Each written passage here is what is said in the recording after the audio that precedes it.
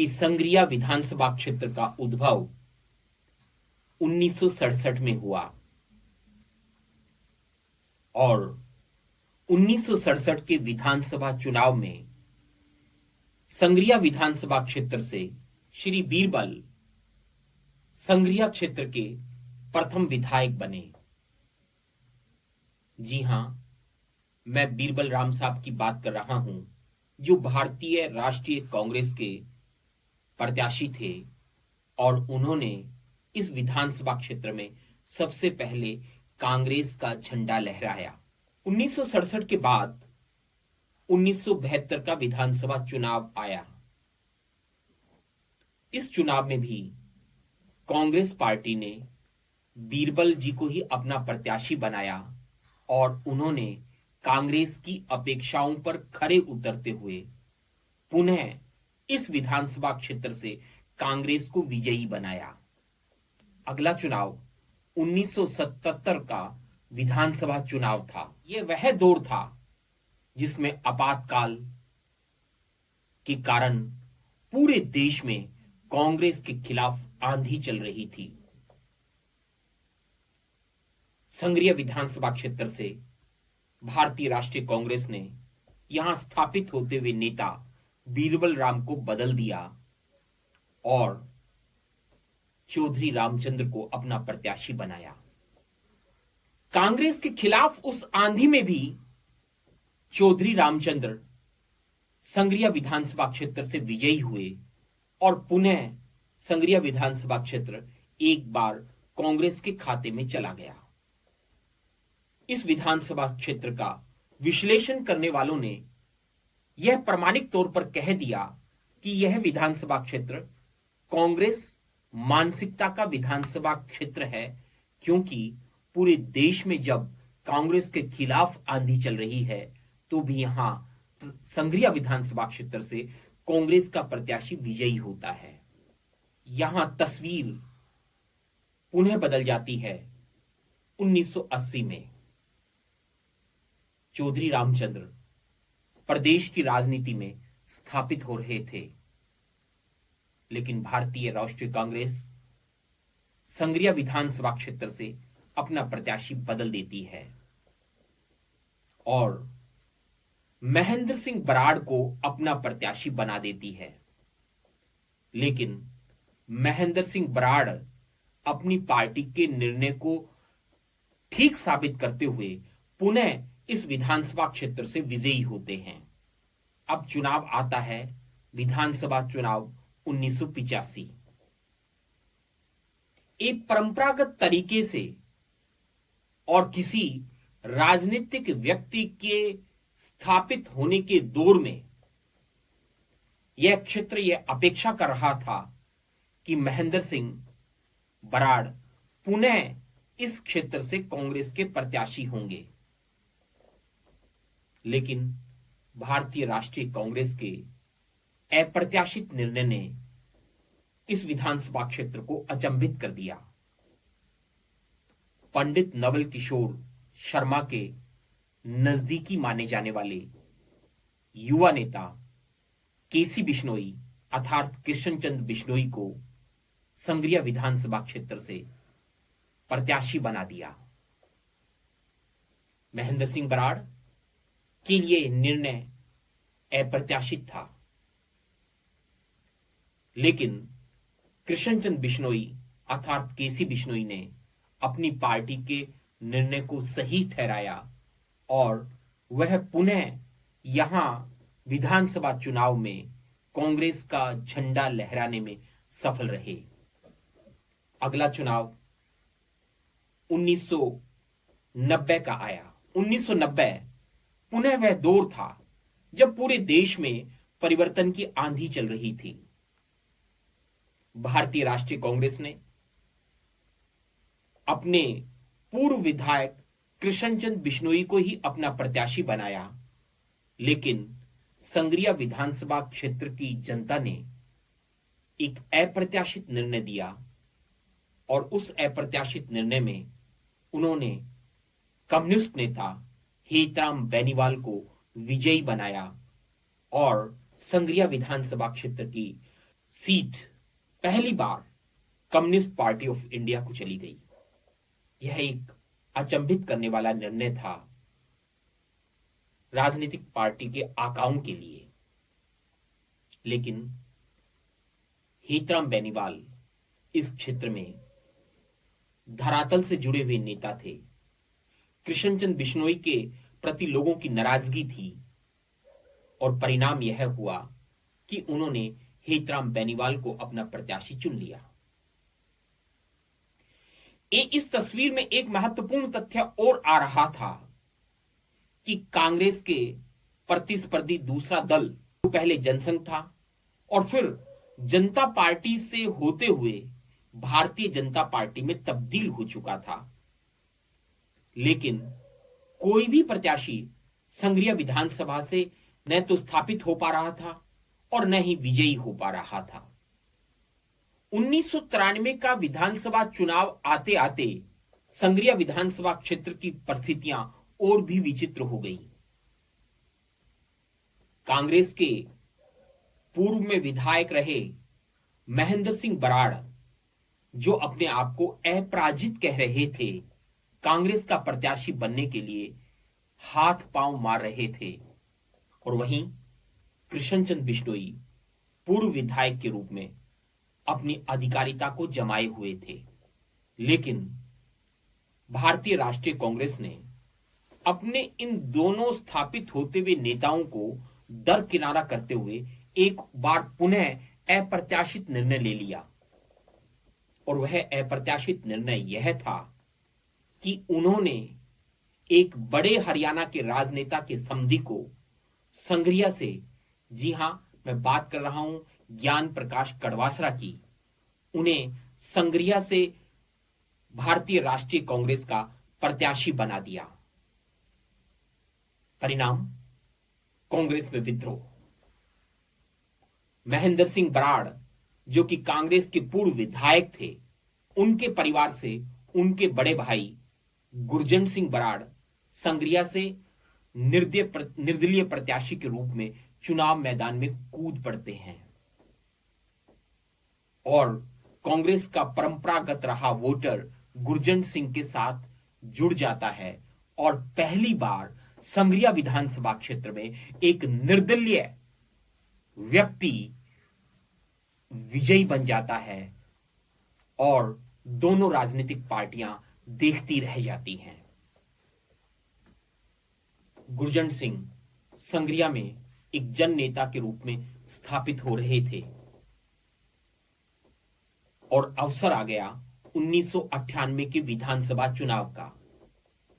भारतीय राष्ट्रीय कांग्रेस अपने पूर्व विधायक कृष्णचंद बिश्नोई अर्थात केसी बिश्नोई को पुनः मैदान में उतारती है और एक बार पुनः भारतीय राष्ट्रीय कांग्रेस अपने इस विधानसभा क्षेत्र को बचाने में सफल हो जाती है।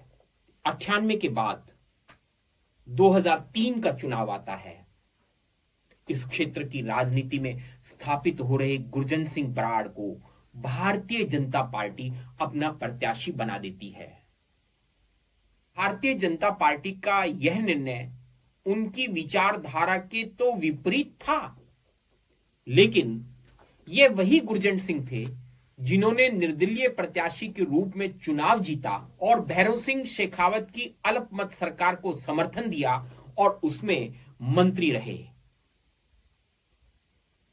गुरजंट सिंह बराड़ संघरिया में एक जन नेता के रूप में स्थापित हो चुके थे और उन्हीं के सहारे भारतीय जनता पार्टी पहली बार संघरिया विधानसभा क्षेत्र में कमल को खिलाने में सफल रही। 2003 के बाद 2008 का चुनाव आता है। कांग्रेस के प्रत्याशी बनने वाले आकांक्षियों की लिस्ट बड़ी होती जा रही थी, जिसमें स्वयं को अपराजित कहने वाले गुरजंट सिंह के भाई महेंद्र सिंह बराड़ थे, जिसमें कांग्रेस के पूर्व विधायक एवं राज्य सरकार के पूर्व राज्य मंत्री कृष्णचंद बिश्नोई लाइन में थे और इसके अलावा बहुत से नेता कांग्रेस के प्रत्याशी बनने का सपना देख रहे थे। लेकिन कांग्रेस अचानक पुनः अपने निर्णय में एक परिवर्तन लाती है और संग्रिया की बेटी जयपुर में चिकित्सा व्यवसाय में अपनी सेवाएं दे रही राजस्थान पुलिस सेवा के बड़े अधिकारी की पत्नी डॉक्टर परम नवदीप को यहां से कांग्रेस का प्रत्याशी बना देती है। डॉक्टर परम नवदीप का मुकाबला होता है भारतीय जनता पार्टी के एक नए उम्मीदवार से, दमयंती बेनीवाल से। उनका मुकाबला होता है छोड़ चुकी कांग्रेस के अनाधिकृत प्रत्याशी, निर्दलीय चुनाव में कूदे हुए गुरदीप सिंह शाहपिनी से। मतों का विभाजन होता है। डॉक्टर परम नवदीप सिंह संग्रिया विधानसभा क्षेत्र से कांग्रेस की साख को बचाने में सफल हो जाती हैं और संग्रिया में अपने 5 साल के कार्यकाल में किए बड़े ऐतिहासिक कार्यों, जिन्हें आज संग्रिया की क्षेत्र की जनता फ्लाईओवर, आईटीआई, पंचायत समिति इत्यादि के रूप में रेखांकित करती है, एक स्थापित नेता के रूप में पहचान बना लेती हैं। अगला चुनाव आता है 2013 का। यह संभावित माना जा रहा था।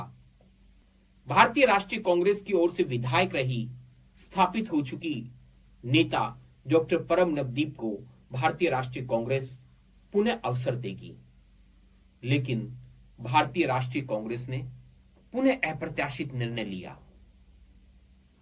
और डॉक्टर परम नवदीप सिंह के स्थान पर शबनम गोदारा को अपना प्रत्याशी बना दिया। उनका मुकाबला हुआ भारतीय जनता पार्टी के कृष्ण कड़वा से, जिसमें वह पराजित रही। उससे अगला चुनाव 2018 का।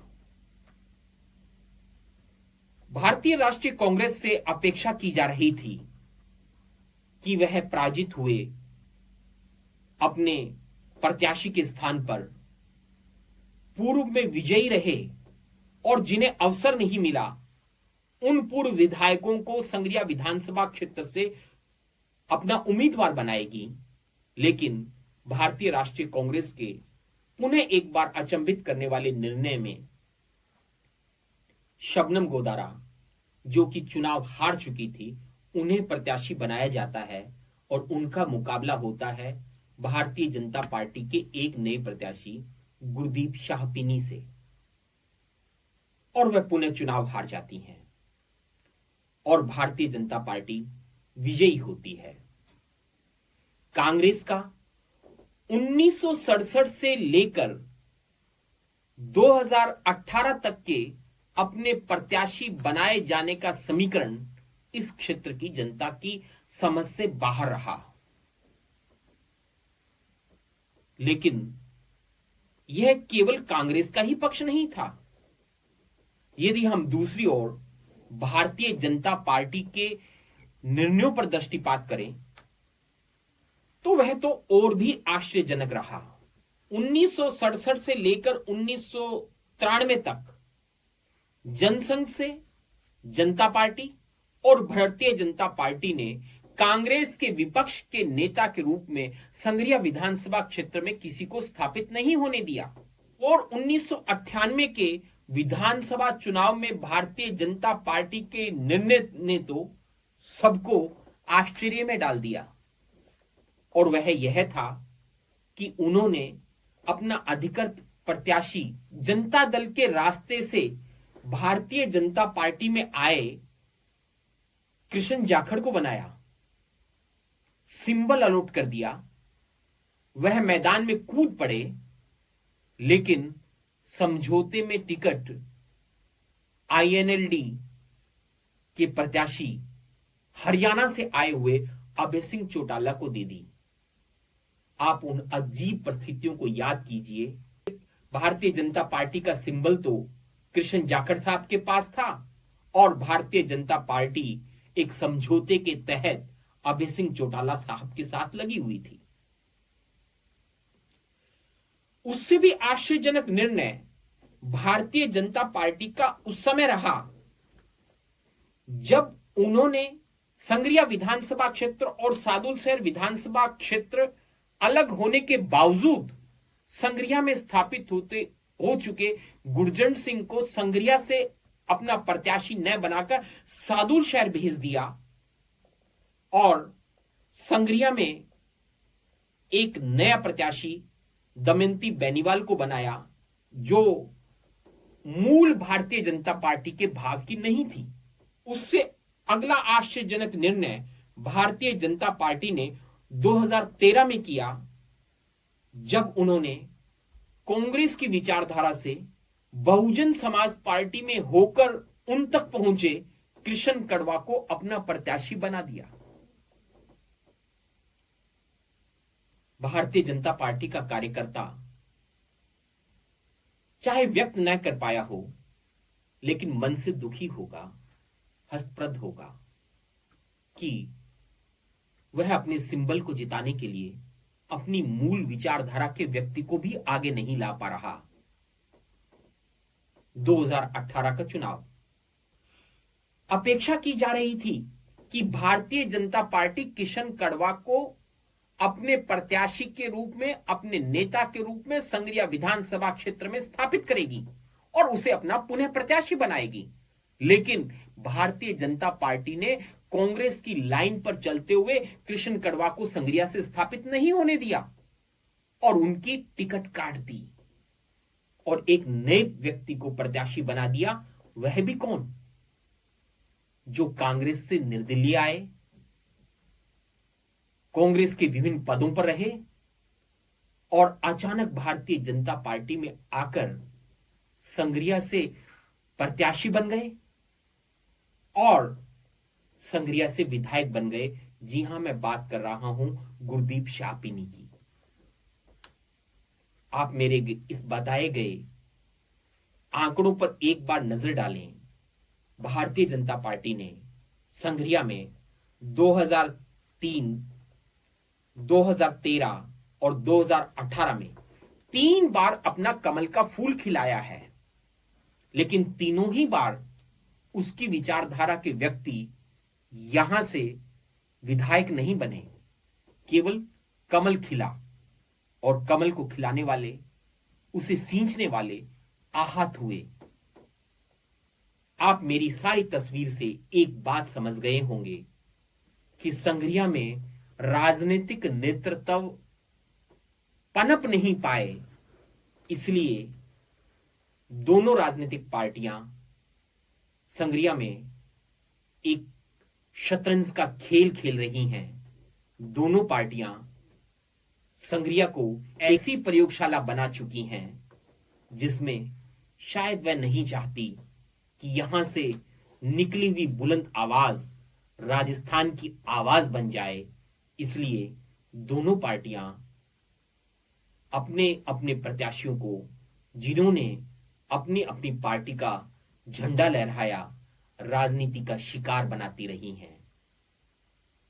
इसीलिए संगरिया विधानसभा क्षेत्र के नागरिक एवं मतदाताओं को समझना होगा कि हम व्यक्ति को चुने, विचार को चुने, सोच को चुने और इन राजनीतिक पार्टियों को यह एहसास करा दें कि हम अपने क्षेत्र का राजनीतिक अस्तित्व बनाना जानते हैं। हमारे यहां भी अपनी राजनीति करने वाले नेता हैं, हम उन्हें मजबूत बनाएं। मैं समझता हूं आप इन आंकड़ों का विश्लेषण करेंगे और इस बात को बखूबी समझेंगे कि राजनीतिक पार्टियों ने संगरिया विधानसभा क्षेत्र को किस तरह से एक खिलौना बनाया हुआ है। धन्यवाद।